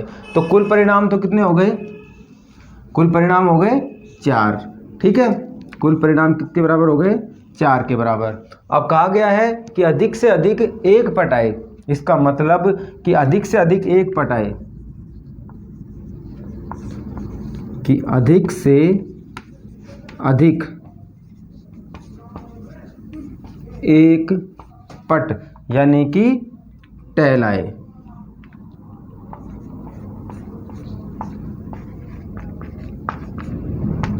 इसके अनुकूल परिणाम कौन कौन से होंगे, तो देखिए कह रहा है कि क्वेश्चन में कि अधिक से अधिक एक टेल आए, इससे ज़्यादा नहीं आए, इससे कम होंगे तो भी चलेगा। इसका मतलब कि आपको क्या देखना है कि टेल सिर्फ एक ही है वो भी काउंट करना है और टेल जो जिसमें नहीं है वो भी काउंट करना है। तो अधिक से अधिक एक ले सकते हैं लेकिन उससे कम भी लिया जा सकता है। क्वेश्चन में यही कह रहा है कि अधिक से अधिक एक पट आ सकता है, या इससे कम वाले होंगे तो भी आप उसकी प्रायिकता में काउंट करेंगे। तो ये हो जाएगा कि हेड और हेड, इसमें एक भी पट नहीं है, इसमें हेड और टेल इसमें है, और इसमें भी इसमें दो पट हैं और इसमें भी एक पट है। इसका मतलब कि एक और एक दो, इन दोनों में कम से कम एक है और इसमें एक भी नहीं है, तो इसको भी काउंट करेंगे और इन दोनों को काउंट करेंगे। देखिए लैंग्वेज को समझिए, वो कह रहा है कि अधिक से अधिक एक हो सकता है या नहीं होगा तो भी उसमें आप काउंट करेंगे। तो अनुकूल परिणाम कितने हो गए, अनुकूल परिणाम होंगे आपके, एक तो ये जिसमें नहीं है, दूसरा एक अधिक से अधिक एक हो, इसमें एक ही है, और अधिक से अधिक एक हो, इसमें भी एक ही है पट, और इसमें दोनों हैं तो इसे नहीं लेंगे। तो अनुकूल परिणाम क्या हो जाएंगे, अतः पट, अतः अधिक से अधिक एक पट आने की प्रायिकता, अधिक से अधिक एक पट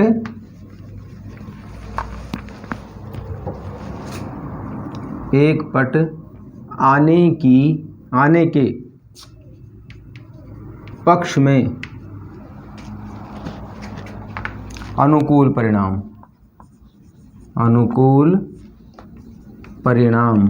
जो होंगे वो क्या होंगे, 1, 2 और 3, कितने होंगे, 3। अतः प्रायिकता बराबर कितनी हो जाएगी,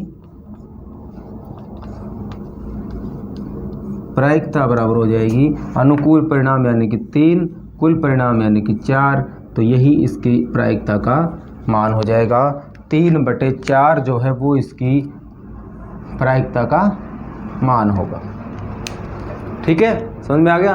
देखिए आपको इस क्वेश्चन की सिर्फ लैंग्वेज को समझना है कि 2 सिक्कों को एक बार उछाला जाता है, इसका मतलब उसके कुल परिणाम होंगे 2 की पावर 2, ठीक है, यानी कि 4, और अधिक से अधिक 1 पट आए, यानी कि अधिक से अधिक 1 ही आ सकता है, या इससे कम, तो इससे कम इसमें 1 भी नहीं है, तो इसका मतलब कि अधिक से अधिक 1 आए, तो ये हम 3 लेंगे, इसमें 2 हो गया तो हम इसे नहीं लेंगे, इसका मतलब कि अनुकूल परिणाम 3 हो गए, और कुल जो उसका प्रायिकता होगा वो होगा 3/4। ठीक है, अब अगला क्वेश्चन देखते हैं। क्वेश्चन नंबर 6 देखिए। क्वेश्चन नंबर 6 में कहा गया है कि यदि PA बराबर 0.65 है तो A नहीं की प्रायिकता ज्ञात कीजिए। देखिए प्रायिकता में मैंने आपको एक संबंध लिखवाया था कि यदि कोई प्रायिकता प्रोबेबिलिटी ऑफ E है तो उसकी जो नहीं होने की प्रायिकता है, यानी कि प्रोबेबिलिटी ऑफ नॉट E बराबर उसका मान कितना होता है, 1 के बराबर होता है। ठीक है, यानी कि PA बराबर यदि PA बराबर 0.65 है, ठीक है, तो PA यानी कि, या इसे कहें P या A नहीं, या इसे लिखा जा सकता है A नहीं की प्रायिकता, A नहीं की प्रायिकता जो होगी वो होगी 1 माइनस PA के बराबर। ठीक है, कि 1 में से हम उसकी प्रायिकता निकालेंगे तो वो P नहीं है, नहीं A नहीं है कि प्रायिकता निकल आएगी।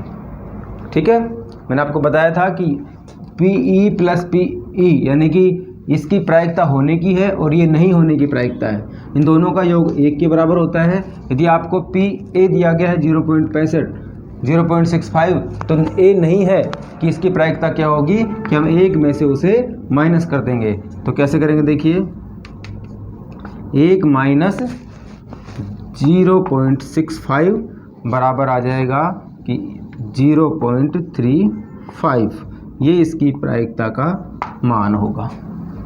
समझ में आ गया कि भाई जब भी आपसे किसी कोई प्रायिकता दी गई हो और आपसे पूछा जाए कि भाई इसकी प्रायिकता नहीं के पक्ष में इसका परिणाम क्या होगा, तो आप क्या करेंगे कि 1 में से उस प्रायिकता को माइनस कर देंगे, तो उसकी A नहीं या फिर उस घटना या उस कार्य की नहीं होने की प्रायिकता निकल आएगी। ठीक है, तो आपको क्या करना है उसमें कि 1 में से उसे माइनस कर देना है। अगला क्वेश्चन देखिए, अगला सवाल देखिए, क्वेश्चन नंबर 5 कि एक अलीप वर्ष में केवल 52 रविवार आने की प्रायिकता ज्ञात कीजिए। देखिए इम्पोर्टेंट क्वेश्चन होता है ये। सबसे पहले तो आप इसे समझिए कि अलीप वर्ष, वर्षों को 2 तरीके से डिफाइन किया जाता है, एक होता है अलीप वर्ष और एक होता है लीप वर्ष। ठीक है, तो जो अलीप वर्ष होता है वो एक साधारण वर्ष होता है जिसमें कि दिनों की संख्या 365 होती है, दिनों की संख्या 365 होती है। ठीक है, और जो लीप वर्ष होता है उसमें दिनों की संख्या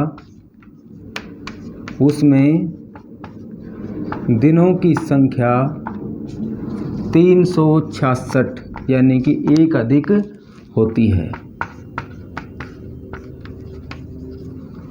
ठीक है, जब भी आपसे अलीप वर्ष क्वेश्चन में दिया गया हो तो आप कुल परिणाम 365 मानेंगे, और यदि आपको लीप वर्ष दिया गया हो तो कुल परिणाम 366 मानेंगे।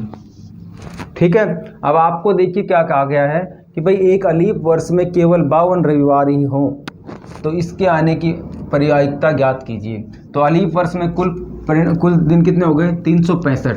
इसलिए आप देखेंगे कि 365 में जब आप 7 का यानी कि 1 सप्ताह का भाग देंगे तो आपके पास आएगा 7 पंजे 35, 5 और 7 दूनी 14, 52 से ही 1/7 ये परिणाम आता है। इसका मतलब कि एक अलीफ वर्ष में, अतः एक अलीफ वर्ष में 52 रविवार तो आवश्यक रूप से आएंगे। 52 रविवार आवश्यक रूप से आएंगे ही आएंगे।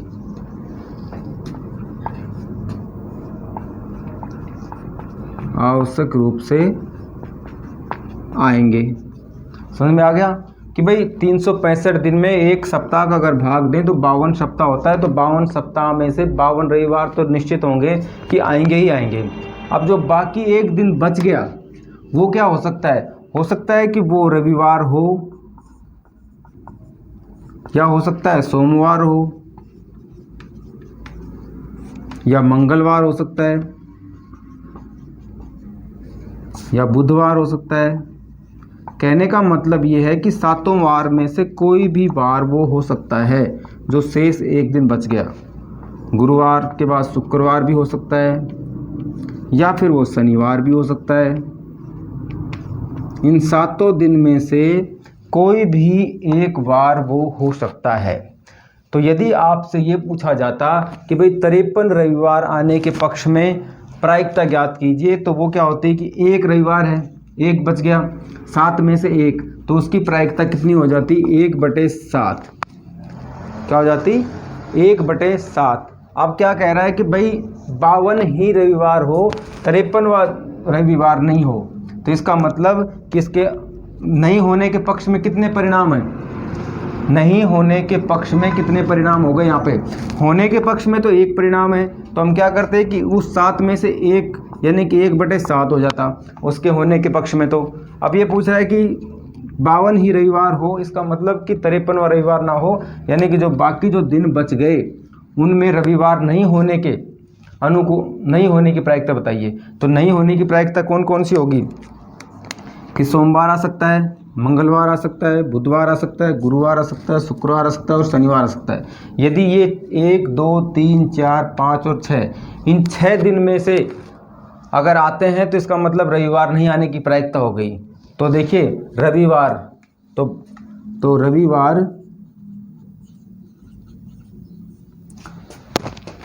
नहीं आने के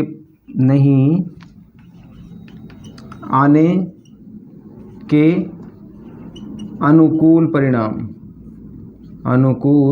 जो परिणाम होंगे वो कौन से होंगे? कितने होंगे? 6 होंगे। ये 6 परिणाम ऐसे हैं जिसमें कि रविवार नहीं आएगा। तो नहीं आने के पक्ष में जो अनुकूल परिणाम हुए कितने? 6। कितने में से? 7 में से। इसलिए 52 रविवार ही आने की प्रायिकता कितनी होगी? अतः 52 रविवार आने की प्रायिकता होगी। जो अनुकूल परिणाम है, जो रविवार नहीं आने के पक्ष में जो अनुकूल परिणाम है वो कितने हैं? 6। और जो कुल परिणाम जो बच गए 7, वो हो गए उसके कुल परिणाम। तो ये इसकी प्रायिकता आ जाएगी कि रविवार ना हो, इसके अनुकूल परिणाम कितने होंगे? 6/7। ठीक है, अब हम अगला सवाल देखते हैं। नेक्स्ट क्वेश्चन नंबर 4 देखिए। क्वेश्चन नंबर 4 में कहा गया है कि एक सिक्के के लगातार 3 उछालों में एकांतर चित्त या पट आने की प्रायिकता ज्ञात कीजिए। क्वेश्चन में कहा गया है कि भाई एक सिक्का है और उसे 3 बार उछाला जाता है। ठीक है, उसे 3 बार उछाला जाता है, तो उसकी एकांतर चित्त या पट, यानी कि चित्त को कहा जाता है हेड और पट को कहा जाता है टेल।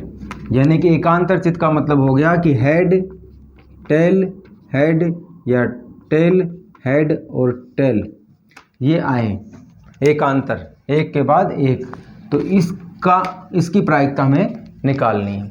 तो सबसे पहले तो आप देखेंगे कि एक सिक्कों को उछालने पर कुल परिणाम कितने होते हैं। क्योंकि एक सिक्के के उछालने पर कुल परिणाम, एक सिक्के के उछालने पे कुल परिणाम कितने होते हैं? 2, या तो हेड होगा या टेल।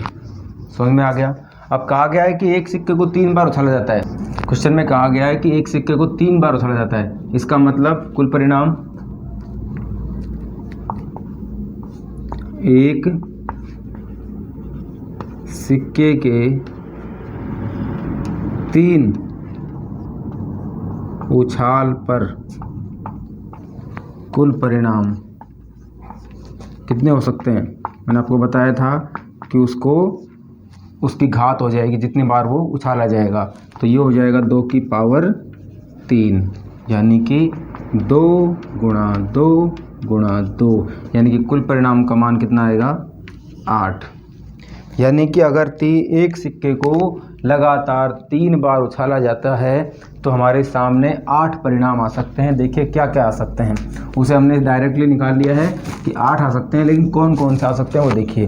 हो सकता है कि तीनों बार में हेड आ जाए, हो सकता है कि शुरू के बार में हेड और दूसरे में भी हेड और तीसरे में टेल आ जाए, या हो सकता है कि पहली बार में हेड आए, दूसरी बार में टेल और तीसरी बार में भी टेल आ जाए, या फिर ऐसा भी हो सकता है कि तीनों बार ही टेल आ जाए। ठीक है, या ऐसा भी हो सकता है कि पहली बार टेल, दूसरी बार हेड और फिर तीसरी बार फिर टेल आ जाए, या फिर ऐसा हो सकता है कि पहली बार भी टेल आए और दूसरी बार भी टेल आए और तीसरी बार हेड आ जाए। ठीक है, या फिर ऐसा भी हो सकता है कि पहली बार हेड आ जाए, दूसरी बार टेल आ जाए, या फिर उसके बाद फिर हेड आ जाए। ठीक है, और कौन सी कंडीशन बन रही है? देखिए इसमें 1 2 3 4 5 6 और 7, एक कंडीशन और बनेगी इसमें कि हेड हेड हेड हो गया, टेल टेल टेल हो गया, या फिर हेड टेल हेड हो गया, टेल हेड टेल हो गया। तो देखिए हेड टेल टेल, तो टेल, या फिर एक कंडीशन ये बन सकती है कि पहली बार में टेल आ जाए, दूसरी बार हेड आ जाए और उसके बाद भी हेड आ जाए। ठीक है, तो यहाँ पे हमारे सामने देखेंगे कि ये 1 2 3 4 5 6 7 और 8, ये 8 ही कंडीशन बन सकती हैं अगर एक सिक्के को 3 बार उछाला जाता है। तो या तो हो सकता है तीनों बार हेड आ जाए, या हो सकता है तीनों बार टेल आ जाए, या हो सकता है शुरू के 2 बार में हेड आए फिर टेल आए, या हो सकता है कि शुरू के 2 बार टेल आए फिर हेड आ जाए, या हो सकता है शुरू में हेड आए फिर 2 टेल आए, या हो सकता है कि पहले टेल आ जाए और फिर 2 हेड आ जाएं, या हो सकता है कि एक बार टेल फिर हेड फिर टेल आ जाए, या हो सकता है कि एक बार हेड फिर टेल फिर हेड आ जाए। तो कुल मिला के हमारे सामने कितने इसके अनुकूल परिणाम हो गए? कुल परिणाम कितने हो गए? 8, जो कि ये कंडीशन बन सकती है एक सिक्के को 3 बार उछालने पर। अब हमसे पूछा गया है कि एकांतर चित या पट आए, यानी कि एक के बाद एक आए, ऐसी कंडीशन कितनी है? देखिए यहाँ पे हेड हेड हेड ये नहीं है, यहाँ पे हेड हेड टेल ये भी नहीं होगी, हेड टेल टेल ये भी नहीं होगी, टेल टेल टेल ये भी नहीं होगी। ये देखिए टेल फिर हेड फिर टेल, इसका मतलब इसे बोलेंगे एकांतरतः चित या हेड, यानी कि पहले टेल आया फिर हेड आया फिर टेल आया। ठीक है, यहाँ पे देखिए टेल टेल हेड नहीं होगा, यहाँ पे देखिए हेड टेल हेड, यानी कि पहले हेड आया फिर उसके बाद टेल आया, उसके बाद फिर हेड आ गया, यानी कि ये भी एकांतरतः चित या हेड पट इसे फॉलो कर रहा है। और यहाँ पे देखिए टेल हेड हेड है, इसका मतलब ये भी एकांतरतः नहीं है, यानी कि एक के बाद एक क्रम वाइज नहीं चल रहा। तो यहाँ पे अनुकूल परिणाम कितने हो गए? 2। तो आप लिखेंगे यहाँ पे कि एकांतरतः चित या पट आने के पक्ष में अनुकूल परिणाम, अतः एकांतरतः चित यानी कि हेड या पट यानी कि टेल आने के अनुकूल परिणाम कितने होंगे? अनुकूल परिणाम कितने होंगे? 2 होंगे, सिर्फ 2 होंगे। तो ये हो गया अनुकूल परिणाम 2। तो प्रायिकता कितनी होगी? इसलिए प्रायिकता बराबर होगी, अनुकूल परिणाम 2 हैं और कुल परिणाम 8 हैं। इसे और शॉर्ट रूप में लिखा जा सकता है, तो काटेंगे 2 एकम 2 और ये कटेगा 4 बार, यानी कि 1/4 ये इसकी प्रायिकता होगी एकांतरतः चित आने के पक्ष में। ठीक है, तो एक सिक्के को लगातार 3 उछालों में एकांतरतः चित या पट आने की जो प्रायिकता होगी वो होगी 1/4। ओके, अब हम अगला क्वेश्चन करते हैं।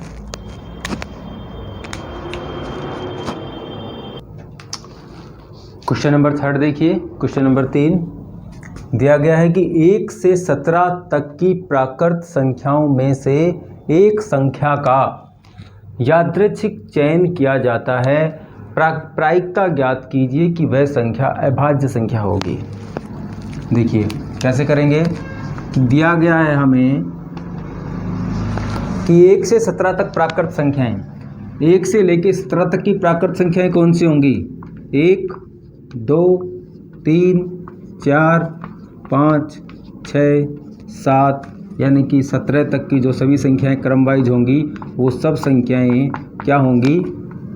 वो संख्याएं होंगी प्राकृत संख्याएं, यानी नेचुरल नंबर्स। उन्हें क्या कहा जाता है? नेचुरल नंबर्स, यानी कि प्राकृत संख्याएं कहा जाता है। तो क्वेश्चन में कहा गया है कि 1 से 17 तक की संख्याओं में से एक संख्या का यादृच्छिक चयन किया जाता है। मान लीजिए कि कोई संख्याएं हैं 1 से लेकर 17 तक और उनमें से किसी भी एक संख्या को चुना जाता है, तो वो संख्या एक अभाज्य संख्या होगी। इसकी प्रायिकता हमें निकालनी है। तो सबसे पहले तो हमें ये पता होना चाहिए कि इसमें से अभाज्य संख्याएं कौन कौन सी हैं। इनमें से अभाज्य संख्याएं कौन कौन सी हैं? देखिए शुरू से स्टार्ट करते हैं। फर्स्ट ये देखिए यहाँ पे दिया गया है 1 जो है वो ना ही तो भाज्य संख्या कहलाती है और ना ही वो अभाज्य संख्या कहलाती है, इसलिए आप इसे ना अभाज्य में काउंट करें और ना ही भाज्य में काउंट करें, इसे छोड़ देते हैं। ठीक है, 1 जो होता है वो ना अभाज्य काउंट की जाती है और ना ही भाज्य और ना ही अभाज्य। अब आइए सेकंड नंबर पे। सेकंड नंबर देखिए 2 नंबर। 2 नंबर जो है वो क्या एक अभाज्य संख्या है या भाज्य संख्या? आप बताइए। देखिए अभाज्य संख्या वो कहलाती है जिस संख्या में एक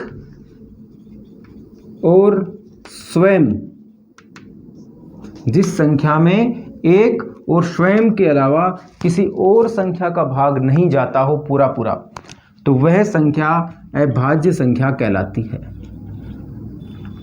वह संख्या अभाज्य संख्या कहलाती है। समझ में आ गया कि जिस संख्या में एक का भाग जाए और सिर्फ खुद ही का भाग जाए, इसके अलावा किसी संख्या का भाग नहीं जाता हो, तो वो संख्या अभाज्य संख्या कहलाती है। तो हमें अभाज्य संख्याएं इनमें से यहाँ से छांटनी है। तो 1 ना अभाज्य है और ना ही भाज्य, ये मैंने आपको बता दिया। अब 2 देखिए, क्या एक अभाज्य संख्या है? यस, 2 एक अभाज्य संख्या होगी क्योंकि इसमें 1 और स्वयं 2 के अलावा किसी और संख्या का भाग नहीं जा रहा, इसलिए ये जो संख्या होगी वो एक अभाज्य संख्या होगी। ठीक है, अब देखिए आगे 3 क्या एक अभाज्य संख्या है? यस, 3 भी एक अभाज्य संख्या होगी क्योंकि 3 में भी 1 और स्वयं के अलावा किसी और का भाग नहीं जाता है। नेक्स्ट देखिए 4 में देखिए 1 का भाग भी जा रहा है, 2 का भाग भी जा रहा है और स्वयं 4 का भाग भी जा रहा है। इसका मतलब कि ये एक भाज्य संख्या होगी। हमें चाहिए अभाज्य संख्या। 5 देखिए, 5 एक अभाज्य संख्या होगी क्योंकि इसमें सिर्फ 5 का और 1 का ही भाग जाता है। 6 देखिए, 6 भी एक अभाज्य संख्या नहीं होगी क्योंकि इसमें 3 और 2 और 6 और 1 इन सभी संख्याओं का भाग जा रहा है। 7 देखिए, 7 में सिर्फ 1 और 7 का ही भाग जाएगा, इसलिए ये भी अभाज्य संख्या होगी। 8 भी एक भाज्य संख्या कहलाएगी, लेकिन 9 भी एक भाज्य संख्या कहलाएगी क्योंकि इसमें 2 का भाग जा रहा है, 4 का भाग जा रहा है, इसमें 3 का भाग भी जा रहा है, ठीक है, 9 का भाग भी जा रहा है, 1 का भाग भी जा रहा है। तो ये सब संख्याएं भाज्य संख्याएं कहलाएंगी। 11 देखिए, 11 जो होगी वो भी एक अभाज्य संख्या होगी क्योंकि यहाँ पे सिर्फ 11 और 1 का ही भाग इसमें जा सकता है। 12 भी एक भाज्य संख्या होगी, 13 देखिए 13 भी एक अभाज्य संख्या कहलाएगी, क्योंकि इसमें सिर्फ एक खुद का और एक का ही भाग जाता है, इसके अलावा कोई भाग नहीं जाता इसमें। 14 भी भाज्य संख्या होगी, 15 भी भाज्य संख्या होगी, 16 भी भाज्य संख्या होगी, एक देखिए 17 जो है वो भी एक अभाज्य संख्या कहलाएगी, क्योंकि इसमें सिर्फ 17 और 1 के अलावा किसी और संख्या का भाग नहीं जाता। तो आपके पास देखिए कि कितने अभाज्य संख्याएं हो गई हैं, 1 2 3 4 5 6 और 7। इसलिए अब हम क्या लिखेंगे कि 1 से लेके 17 तक संख्याओं में 1 से 17 तक प्राकृत संख्याओं में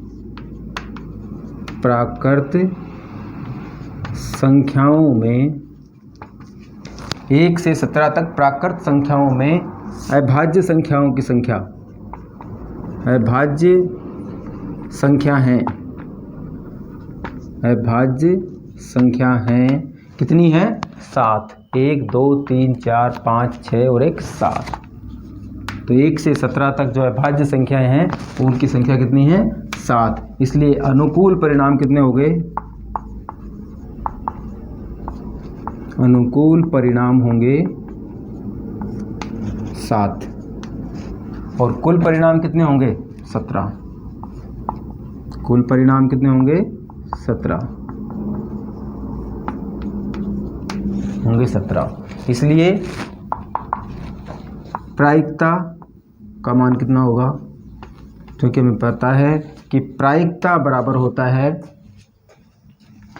अनुकूल परिणाम बटे कुल परिणाम। तो यहाँ पे क्या लिख सकते हैं? अभाज्य संख्याओं की कुल अभाज्य संख्याएं 1 से 17 तक कुल अभाज्य संख्या बटे 1 से 17 तक की संख्याएं बटे कुल संख्याएं बटे 1 से 17 तक कुल संख्याएं बटे कुल संख्याएं। ठीक है, इसे आप दूसरे रूप में शॉर्ट में लिख सकते हैं कि अनुकूल परिणाम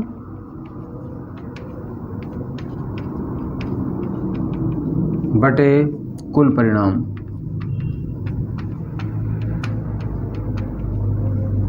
तो कितना आएगा? 1 से 17 तक कुल अभाज्य संख्याएं कितनी हैं? 7 बटे कुल संख्याएं कितनी हैं? 17, यानी कि कुल परिणाम कितने होंगे? 17। तो यही इसकी प्रायिकता का मान आ जाएगा 7 बटे 17। समझ में आ गया? बिल्कुल कोई प्रॉब्लम नहीं है इसमें भी कि भाई 1 से 17 तक की प्राकृत संख्याओं में से एक संख्या यादृच्छिक चयन की जाती है तो उसकी प्रायिकता ज्ञात कीजिए कि वो एक अभाज्य संख्या है। ठीक है, अब आपको ये भी पूछा जा सकता है कि भाई उसकी प्रायिकता ज्ञात कीजिए कि वह एक संख्या भाज्य संख्या होगी। तो हम इसमें से क्या करेंगे कि भाज्य संख्याओं को देख लेंगे कि कौन कौन सी भाज्य संख्याएं हैं, और उन सभी भाज्य संख्याओं को अनुकूल परिणाम में लिखेंगे और कुल परिणाम वही 17 रहेंगे। तो इस टाइप के सवाल भी आप आसानी से हल कर सकेंगे। ठीक है, अब अगला क्वेश्चन देखते हैं। नेक्स्ट क्वेश्चन देखिए, क्वेश्चन नंबर 2 कि एक सिक्के को 2 बार उछाला जाता है, दोनों बार चित्त आने की प्रायिकता ज्ञात कीजिए। देखिए, एक सिक्के को एक बार उछालने पर उसके कुल परिणाम कितने होते हैं? 2। अब यदि एक सिक्के को 2 बार उछाला जाता है तो उसके कुल परिणाम कितने होंगे? 2 की पावर 2, यानी कि 2 गुणा 2। ठीक है, यदि एक सिक्के को एक बार उछाला जाता है उसके परिणाम 2 होंगे, तो यदि 2 बार उछाला जाता है उसके परिणाम 2 की पावर 2 होंगे। यदि एक सिक्के को 3 बार उछाला जाता है तो उसके परिणाम कितने होंगे? 2 की पावर 3, यानी कि 2 गुणा 2 गुणा 2। तो ये तो आपको समझ में आ गया कि चाहे 4 सिक्कों को एक बार उछाला जाए तो हम 2 की पावर 4 लिखेंगे, चाहे एक सिक्के को 4 बार उछाला जाए तो भी 2 की पावर 4 लिखेंगे, वो उसके कुल परिणाम होंगे। तो ये आपको समझ में आ गया कि भाई यदि एक सिक्के को 2 बार उछाला जाता है तो उसके कुल परिणाम कितने होंगे? 2 की पावर 2 के बराबर। तो हम यहाँ पे लिखेंगे कि एक सिक्के को 2 बार उछालने पर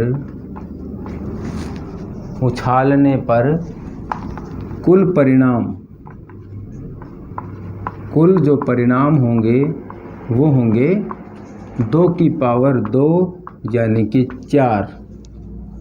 ठीक है। अब वैसे देख सकते हैं आप कि क्या क्या हो सकते हैं।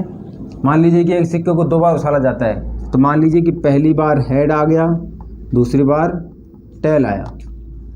ठीक है। या फिर हो सकता है कि पहली बार भी हेड आया हो और दूसरी बार भी हेड आ गया हो। या ऐसा हो सकता है कि पहली बार भी टेल आया और दूसरी बार भी टेल आ गया। या ऐसा हो सकता है कि पहली बार टेल आया हो और दूसरी बार हेड आ गया। ठीक है। एक सिक्के को जब हम 2 बार उछालेंगे तो यही कंडीशन बन सकती है, या तो हेड टेल आए या फिर टेल हेड आए, या फिर दोनों पे टेल आए या फिर दोनों पे हेड आए। ठीक है। और आपको पता है कि हेड जो बराबर होता है वो होता है चित्त के बराबर, इसके चित्त कहा जाता है, और जो टेल होता है उसे हम पट कहते हैं। ठीक है। तो अब देखिए क्या पूछा है आपसे कि दोनों बार चित्त आने की प्रायिकता, चित्त का मतलब हेड, तो दोनों बार हेड आए इसकी संभावना या इसकी प्रायिकता कितनी होगी? अनुकूल। दोनों बार हेड आए इसकी जो अनुकूल परिणाम है तो कितना है? 1। तो देखिए दोनों बार चित्त आए, दोनों बार चित्त यानी कि हेड आए, इसके अनुकूल परिणाम, इसके अनुकूल परिणाम जो होंगे वो कितने हैं? सिर्फ एक ही परिणाम है जो कि हेड आए दोनों बार, तो ये 1 होगा। ठीक है। अतः प्रायिकता बराबर, अतः प्रायिकता बराबर होगी, क्या होगी? दोनों बार चित्त आने के पक्ष में अनुकूल परिणाम कितने हैं? 1 और बटे कुल परिणाम कितने हैं? 4। ठीक है। तो इसकी प्रायिकता कितनी आ जाएगी? 1/4। इसकी प्रायिकता आ जाएगी 1/4। किसके पक्ष में? दोनों बार हेड आने के पक्ष में। आपसे ये भी पूछा जा सकता है कि दोनों बार पट आए इसके पक्ष में अनुकूल परिणाम, तो इसके पक्ष में भी वही आएगा क्योंकि एक ही है, तो उसकी प्रायिकता का मान भी कितना आता? 1/4। तो आपको सिर्फ क्वेश्चन को समझना है, फिर चाहे उसमें से कुछ भी पूछा जाए आप आसानी से उसका आंसर बता सकते हैं। अब इसका लास्ट क्वेश्चन है क्वेश्चन नंबर फर्स्ट, यानी कि क्वेश्चन नंबर लास्ट है हमारा ये, कि एक पासे को फेंकने पर 4 से बड़ा अंक आने की प्रायिकता ज्ञात कीजिए। तो देखिए हमें पता है कि एक पासे में कुल अंक होते हैं, कि एक पासे में कुल अंक कितने होते हैं? 6 होते हैं ना। कौन कौन से? 1, 2, 3, 4, 5 और 6। एक पासे में अंक होते हैं 6, 1 से लेके 6 तक। ठीक है। तो कुल परिणाम कितने हो गए? इसलिए कुल परिणाम कितने हुए? 6। ठीक है। अब कहा गया है क्वेश्चन में कि 4 से बड़ा अंक आने की प्रायिकता, तो 4 से बड़ा अंक, 4 से बड़े, 4 से बड़ा अंक आने के अनुकूल परिणाम, 4 से बड़ा अंक आने के अनुकूल परिणाम कौन कौन से होंगे जो 4 से बड़े आ सकते हैं? तो कौन कौन से हैं वो? एक तो 5 और एक 6। 7 तो नहीं हो सकता क्योंकि पासे में अंक ही 6 तक होते हैं। तो 4 से बड़ा अंक आने के पूछा है हमसे, तो 4 से बड़ा अंक या तो 5 या फिर 6। तो इसका मतलब कि कुल अनुकूल परिणाम कुल अनुकूल परिणाम कितने होंगे, 1 और 1 2, यानी कि 2। अतः प्रायिकता बराबर होगी, अतः प्रायिकता बराबर होगी अनुकूल परिणाम बटे कुल परिणामों के, कुल परिणाम। तो अनुकूल परिणाम कितने हो गए, 2, और कुल परिणाम कितने हो गए, 6। यानी कि इसे और शॉर्ट रूप में लिखेंगे तो 2 से 1 बार जाएगा भाग, इसमें 3 बार जाएगा। 1/3 जो है वो इसके प्रायिकता का मान आएगा 4 से बड़ा अंक आने के पक्ष में। समझ में आ गया कि भाई 4 से बड़ा अंक आने की प्रायिकता, 5 और 6 2 अनुकूल अंक हैं, तो 2/6। अब यदि आपसे पूछ लिया जाता कि भाई 3 से बड़ा अंक आने की प्रायिकता, तो 3 से बड़ा अंक 4, 5 और 6, यानी कि 3 अनुकूल अंक हो जाते, उसकी प्रायिकता कितनी आती, 3/6, यानी कि 1/2। ठीक है, तो हमने प्रश्नावली 18 जो है उसके सभी सवालों को अच्छे ढंग से समझ लिया है।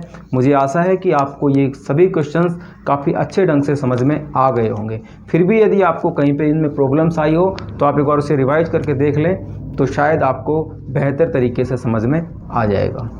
तो मिलते हैं नेक्स्ट टाइम, तब तक के लिए गुड बाय, जय हिंद, जय भारत।